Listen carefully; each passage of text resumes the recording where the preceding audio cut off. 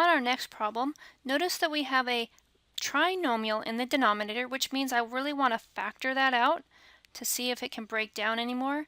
It looks like it's going to be x plus 2 and x minus 1. Factoring is really going to help you to pick the least common denominator. The LCD here is you have to have an x minus 1 factor, you have to have an x minus 2 factor, plus 2, excuse me, and then this says you have to have an x plus 2 and an x plus 1, but x minus 1. And then the last fraction needs an x plus 2, I already have it, and it needs an x minus 1, I already have it, so that is my LCD.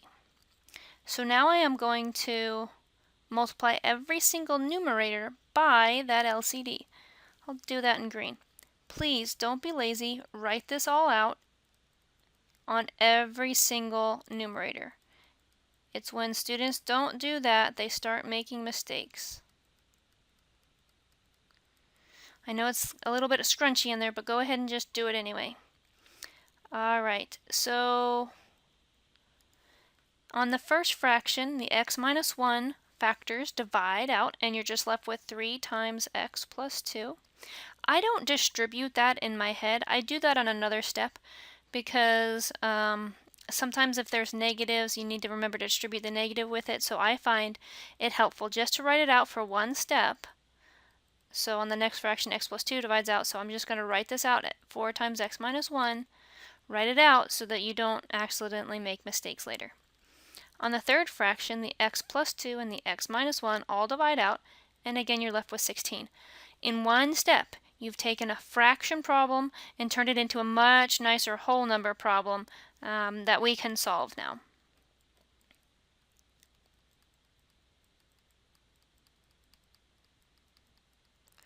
So we're going to add the x's to get 7x, add the numbers to get plus 2.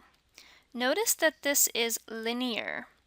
There is no squares. Yay! I just count my blessings there. I'm really glad that there's those squares. So I just have 7x is equal to 14. Divide both sides by 7. And x is equal to 2. Yay! I'm really glad that that was linear and I didn't have to do a whole lot more work.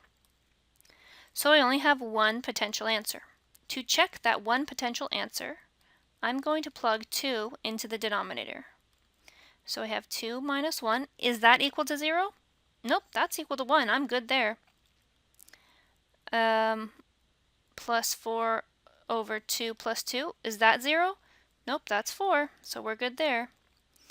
And then the third denominator, I have 2 squared plus 2 minus 2, which is what? 4 plus 2 minus 2, which is 4, not 0. Yay! So this is a good solution.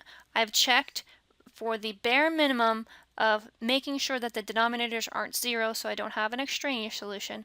I didn't really check for accuracy, but I did check for the extraneous, which is the required check. On our next problem, I have to factor again. It looks like on this denominator I can factor GCF of x out. So my LCD is going to be x and x minus 2. Each one of those copies is only being raised to the invisible 1. So that's my entire LCD. Now I'm going to take that LCD x times x minus 2 and multiply it to every single numerator. If I pick the LCD right, all of the denominators should magically go away.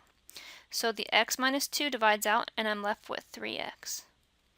On the second fraction, the x's divide out and I'm left with minus 2 times x minus 2. Don't distribute that out. If you try to distribute this out, you might miss that the negative is attached to the 2 and that you need to distribute the negative with it. That's a common student mistake. On the third fraction, the entire denominator divides out and all you're left with is 6. When I distribute, I'm getting, oh, linear, yay! I don't have any squareds, that's good news. So I have 3x minus 2x, which is 1x. And then I'm going to subtract 4 from both sides and get x is equal to positive 2. So this is my potential answer, but I must check. To check, I just plug 2 in every time I see an x.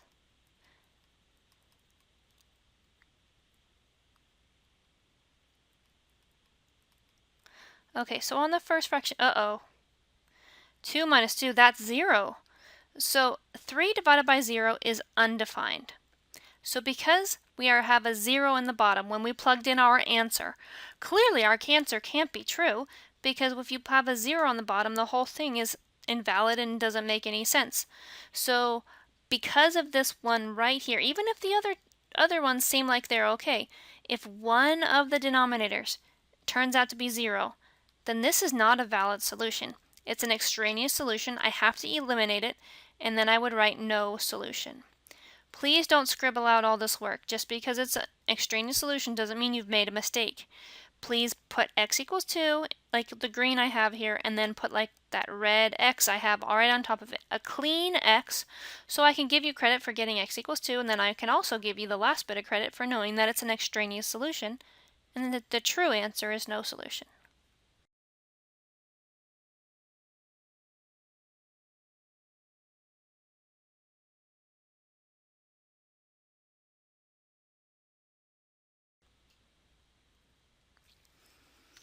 On our next problem, I'm going to factor again. I have x and then x plus 1.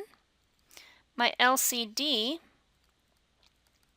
looks like I have to have an x plus 1, and that's raised to the 1, and I have to have an x. I have to have one of each. So that is my LCD. I'm going to multiply that to every single numerator. Don't be lazy, write it all out. Okay, on the first fraction, the x plus 1 divides out, and I'm left with 3x. On the second fraction, the x plus 1 divides out, but so does the x divide out. So then that leaves me with 2x plus 5. Again, this is linear. Yay, I like linear because I can just get my x's on one side of the equation, the numbers on the other side of the equation, and then I can divide if I need to. In this case, I don't need to divide because it's just 1x equals 5. So this is my solution, I think. Because I don't know yet, I have to check. So I have 3 over 5 plus 1 is supposedly equal to 2 times 5 plus 5. But really, I don't care about the numerator. All I'm really checking is to make sure that those two denominators aren't 0. 5 plus 1, that's not 0, that's 6. 5 squared is 25 plus 5, that's not 0 either. Yay, that's the only check that I'm required to do. On our next example, we don't have anything to factor in either of the two denominators, so I'm going to skip that step and go straight to the LCD. So my LCD here has to have a 5x plus 3 in it, but it also has to have an x minus 1 in it. The two factors, the two binomial factors, don't have anything in common. So I'm just going to go ahead and multiply both sides by that LCD, which is 5x plus 3 times x minus 1. 5x plus 3 times x minus 1. Please don't be lazy, write it all out. The 5x plus 3 divides out, and I'm left with 5 times x minus 1. On the right-hand side, the x minus 1 divides out, and I'm left with 5x minus 2 times 5x plus 3. Don't forget to put that binomial 5x minus 2 in parentheses, because the bar is a grouping symbol which groups the whole numerator together. So that gets me 5x minus 5. On the second half, I get 25x squared plus 15x minus 10x minus 6. Now look at the x squared. Because I have an x squared, this is going to be a quadratic problem.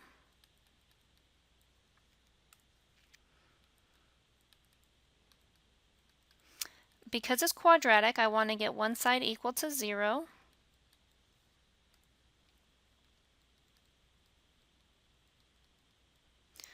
Oops, accidentally, the linear term added to 0. Oh, and that looks factorable to me.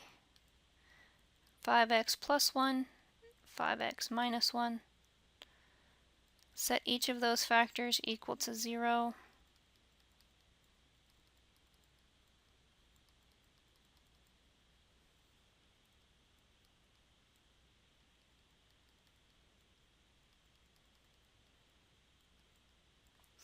So my two potential solutions are -1/5 and 1/5.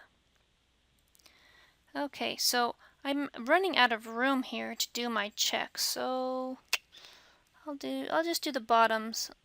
So I have 5 times -1/5 plus 3 on one of the fractions, and then -1/5 minus 1.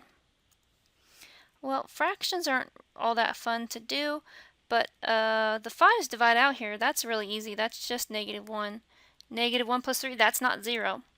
-1/5 minus 1, well, that's something, but it's not 0, so I don't really need to worry about that one, so -1/5 is good. When I'm doing +1/5, again, I'm just going to look at the bottoms. 5 times 1/5, well, that's 1, and 1 plus 3, that's 4. Okay, so that's good. On the other side of the denominator, I have 1/5 plus 1. Well, again, I don't know what that is. I mean, I would have to do some fraction work to work on that, but it's not 0, I can tell you that. So I know that both of these are good solutions. Alright, on our last problem here, it looks like everything is already factored in the bottom, so I'm just going to go straight for my LCD. Nothing is repeated, so I have to have one of each type, x plus 2, x minus 2, and I'll put a 2 there in front. I have to have each one of them. So then I'm going to multiply every single numerator of every single term by the LCD. I know that's a lot of writing.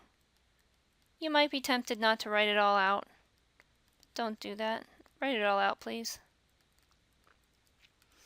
On the first fraction, the x plus 2 divides out, and I'm left with 2 times 2x plus 4 times x minus 2. Don't try to distribute any of those out. You might miss some factors. So then bring down the minus. The x minus 2 divides out on the next one. Then I have 2 times x plus 3 times x plus 2 equals, and then on the last one the 2's divide out, and I'm just left with x plus 2 and x minus 2. Now when you have 3 terms and you're trying to multiply those 3 together, you can really only do 2 at a time. I'm going to choose to multiply the second 2 together,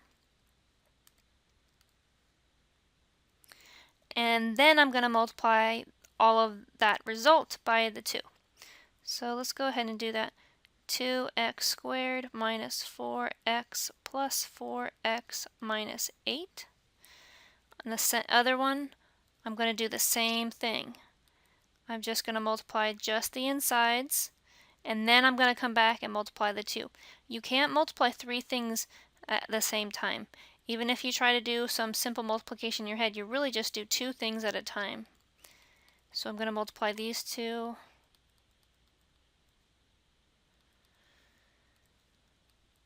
On the right hand side, there's only 2 terms, so that's going to be easy. So I have, back on the left hand side, I'm going to distribute the 2 all the way through.